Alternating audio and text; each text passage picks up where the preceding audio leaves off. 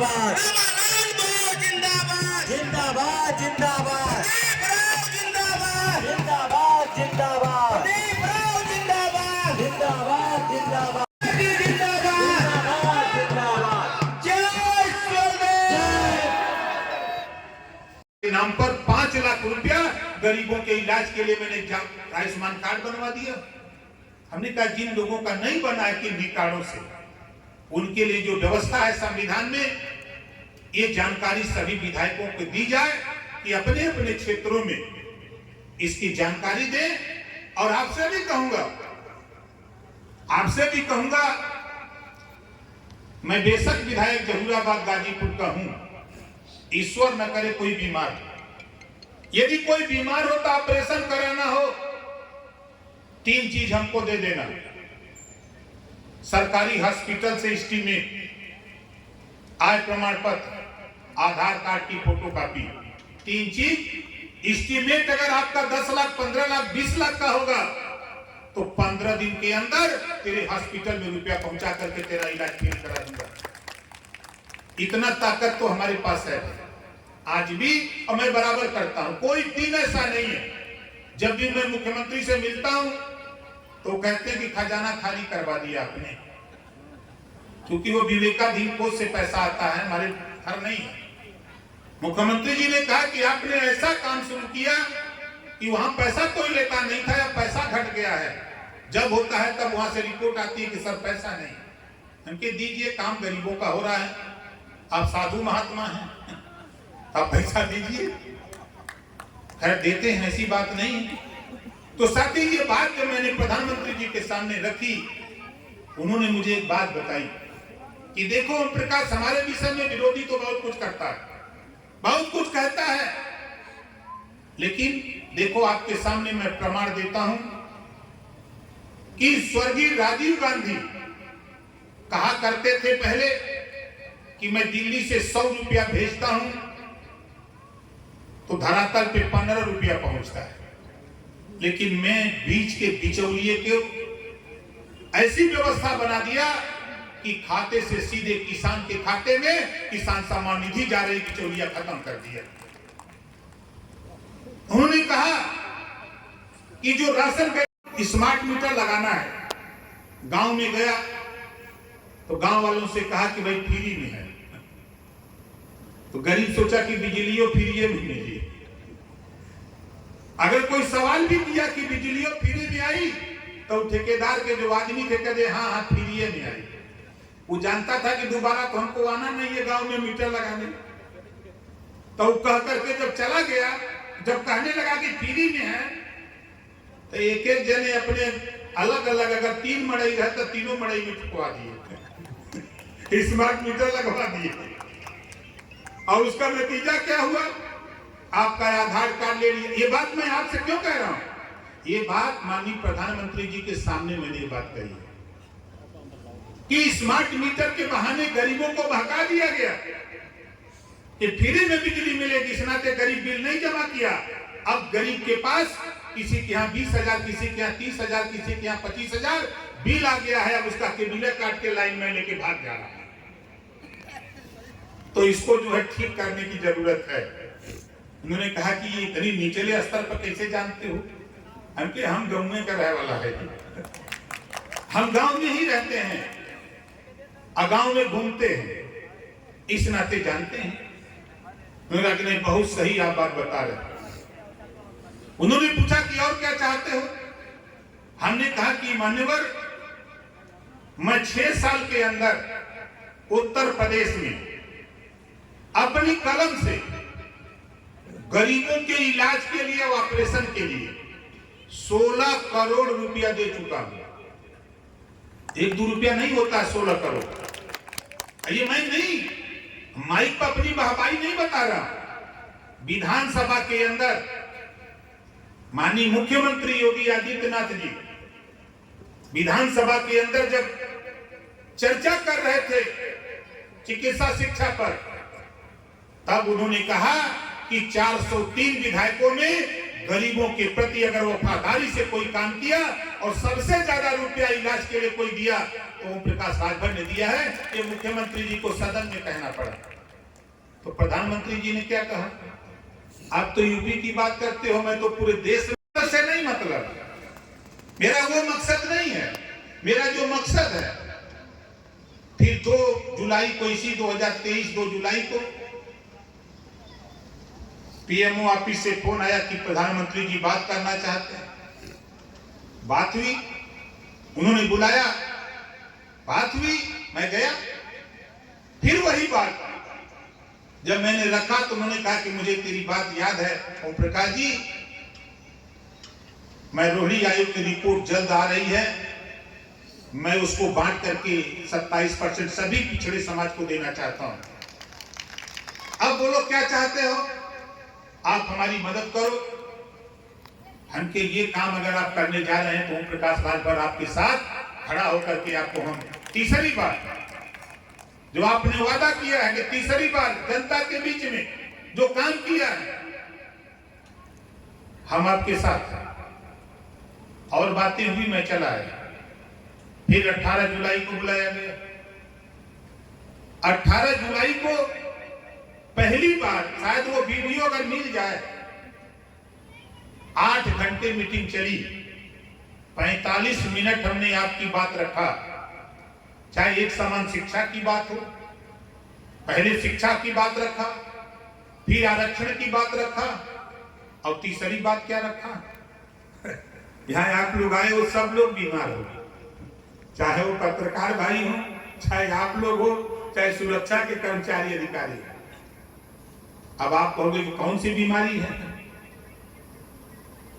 आप बताओ, बिजली के बिल से परेशान हो कि नहीं परेशान हो?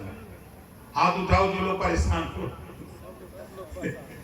ये बीमारी मैंने प्रधानमंत्री के सामने रखी, तब क्या दिया, मैंने कहा माननीय प्रधानमंत्री जी, हमारे यूपी में एक टेंडर हुआ स्मार्ट मीटर लगाने का, और ठेकेदार ठेका लिया, अपना आदमी लगाया, गांव भेजा, तो गिनती चुकी पार्टियों की तरह नहीं कि नहीं खबरदार, अगर बनाना है तो केंद्रीय नेतृत्व जो कहेगा वो बनाना है। हम इन लोगों से पूछते कि आपने कितना बनाया, और नहीं बनाया तो क्यों नहीं बनाया, हम इनसे सवाल करते हैं। हमारे चाहे जो भी साथी हैं संगठन के साथ, हम उनसे यही कहते हैं कि देखो, हमारी लड़ाई, आप किसी गांव में कहीं खड़ा होकर के बोलो। दूसरी बात मैं आपको बता रहा हूं संगठन बनाने के सवाल पे, आज इस देश में 2 तरह की शिक्षा है। सरकारी स्कूल में क से कबूतर और कौआ, प्राइवेट स्कूल में क से कंप्यूटर।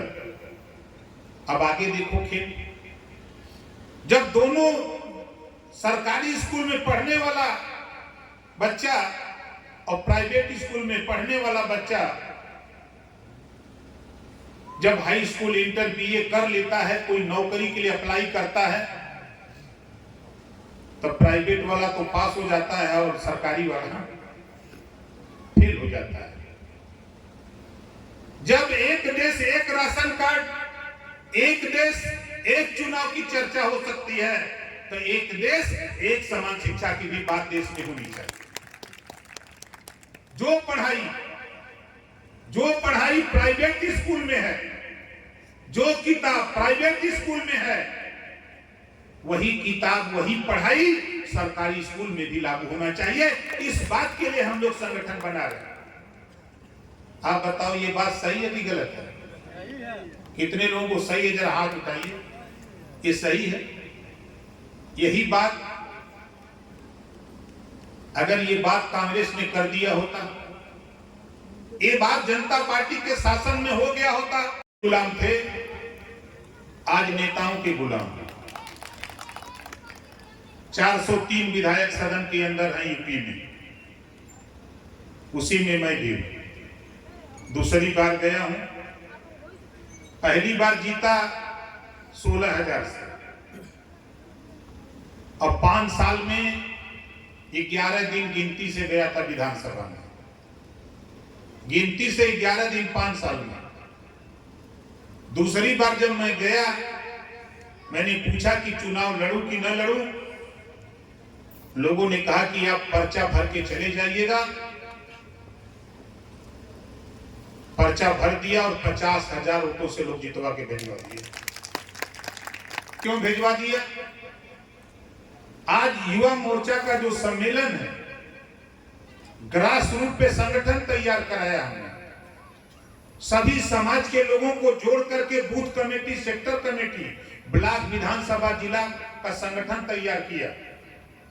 एक एक बूथ पर वोट चुनाव के पहले ही हमसे पत्रकार भाइयों ने, लखनऊ में कुछ हमारे बहुत अभिन्न मित्र हैं, एंकर है, साथी पूछते कि नेताजी आप क्यों नहीं जाते हो क्षेत्र में।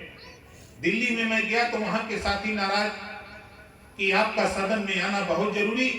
हम कि आप चिंता मत करो, हम 50,000 वोट से जीत के आएंगे। कोई मान नहीं रहा था। हमारे तमाम साथी लखनऊ से, दिल्ली से आए हमारी विधानसभा में कि चले देखे नेता झूठ बोल रहा। जब यहाँ आए 2 दिन घूमने के बाद बताया कि नेताजी आप 30-35 हजार से जीतोगे। उनके नहीं, अभी आप झूठ बोल रहे हो। आप रिजल्ट देखिएगा, मैं जीतूंगा तो 50,000 वोट से जीतूंगा, ये हमने बताया। और जब रिजल्ट आया तो 50,017 वोट से चुनाव जीता। आज जो सीएम हो गया उसके लिए व्यवस्था बनाई, कभी कोई सोचता नहीं।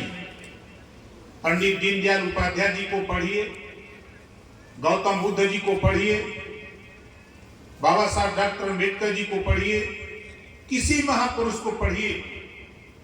जो निचली पायदान पे खड़ा व्यक्ति है उसको ऊपर उठाने के लिए हर महापुरुषों ने प्रयास किया। इसी बात को बाबा साहब डॉक्टर अम्बेडकर जी ने भी प्रयास आरक्षण की बदौलत किया। लेकिन आज 52 से लोग वोट दे रहे हैं और नेता सिर्फ टिकट के लिए, मंत्री बने रहे इसके लिए संघर्ष करते हैं।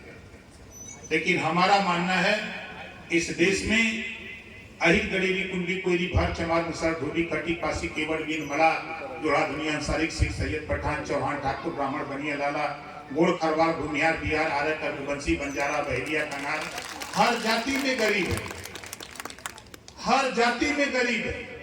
आप सर्वे करा लो, सर्वे करा कर आर्थिक आधार पर आरक्षण दे दो, दूध का दूध पानी का पानी हो जाएगा। ये हम चाहते हैं।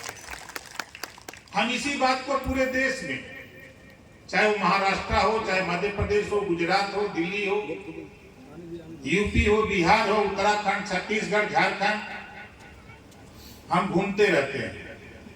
अभी हमारे पूर्व विधायक महोदय जी ने कहा हम मुख्यमंत्री बनने के लिए नहीं लड़ रहे हैं, हम गुलामों को गुलामी का एहसास कराकर जकड़ी हुई पीढ़ी को तोड़ने के लिए लड़ रहे हैं। जिस दिन गुलाम को एहसास हो जाएगा कि हम गुलाम हैं, संघे शक्ति कलयुगे। ब्रह्मा जी ने भी कहा है कि संघे शक्ति कलयुगे। अभी मैं बैठ करके देख रहा था, प्रदीप जी को सभी नौजवान माला पहना रहे थे। हम तो यही चीज चाहते हैं कि थाने पर जाओ तो नेता बन के जाओ, जीन्स का पैंट और शर्ट पहन के जाओगे तो लौंडा लफारी दिखाओगे। हमारी बात थोड़ी भाई ये पूर्वांचल की भाषा में होगी, क्योंकि मेरा अनुभव है। जब मैं भी हाई स्कूल इंटर में था तो मैं भी पुलिस को देख के डरता था।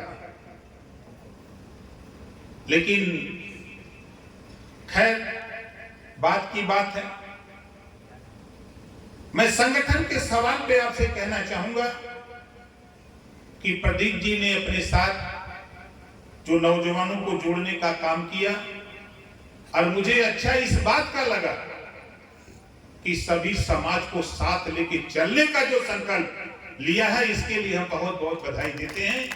और उन हमारे साथ अमित कुमार सिंह जी जिनको